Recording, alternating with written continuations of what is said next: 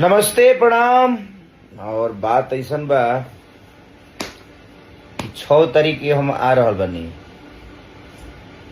पीरो, यही 6 के मई। हमारे भाई, हम लोग के जिगर के टुकड़ा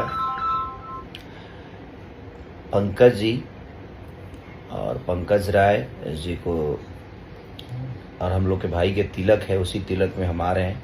और पूरी कलाकार जितने भी लोग हैं सब लोग आ रहे हैं। कोशिश हम सबकी कि उस दिन हम लोग को एंजॉय करना है। अब और बहुत सारे कलाकारों का कार्यक्रम भी है।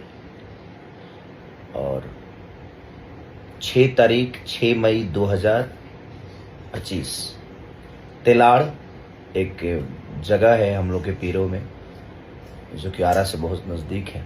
तो मैं आप लोग का प्यार पाने के लिए आ रहा हूँ अपने भाई के तिलक समारोह में। और झूमेंगे, गाएंगे भी, एंजॉय भी करेंगे। तो आप लोग भी आइए और अपना प्यार आशीर्वाद दीजिए।